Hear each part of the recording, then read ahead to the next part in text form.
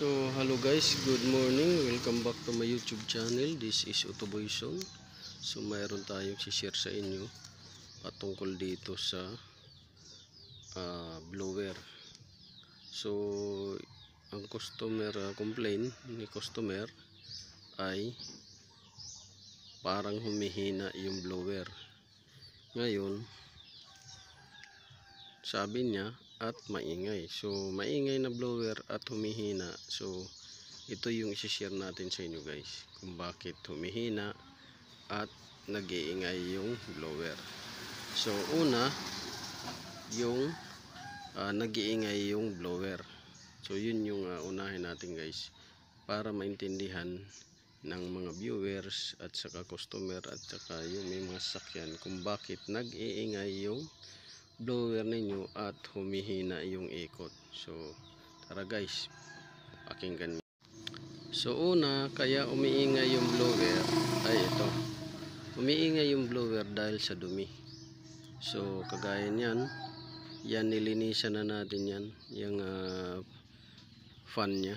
Ayan. So may mga natitira pang konti, yan. So konting dukot na lang yan ay malinis na. Ayan.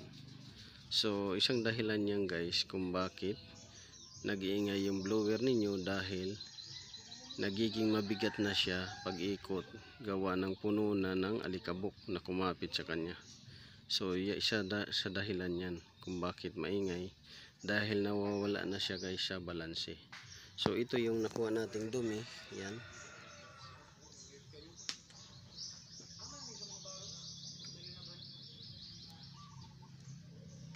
So yan yung nakuha nating dumi paglinis dito sa blower.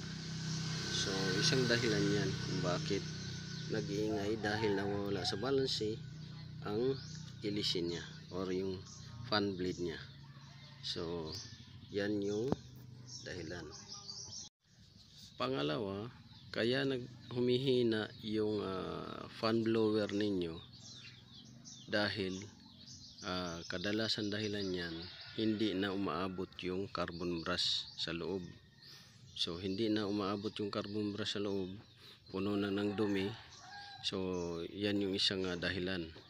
So common cause yan, carbon brush manipis na, hindi na umaabot doon sa commutator brush, or ang commutator brush ay malalim na, hindi na rin umaabot yung carbon brush. So vice versa lang yan. Pag malalim na yung carbon brush ay commutator brush, hindi naaabot yung carbon brush.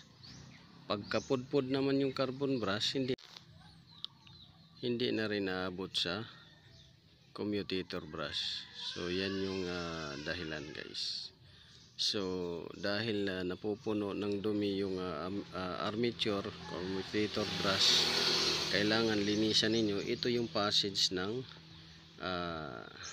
air vent ng carbon brush. So pag hinanginan ninyo yan, lalabas yung alikabok.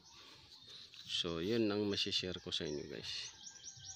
So balikan natin, isang dahilan kung bakit nag-iingay yung fan blade ninyo ay yung dumi. Yan. Dumi na kumakapit sa fan blade. Pangalawa, isang dahilan kung bakit humihina yung ikot ng motor, ng blower motor, ay yung carbon brush at commutator brush na napuno na ng dumi or napudpud na, hindi na umaabot. So yan yung dahilan. Dahil bihira lang naman to siya masira yung armature at stator nya, kasi magnetic ang gamit ng stator to, magnetic field, hindi winding. So kung sa switch naman, bihira to masira dahil may sariling fuse to na nag-safety device sa unit na to. So yun lang, this is Autoboyson.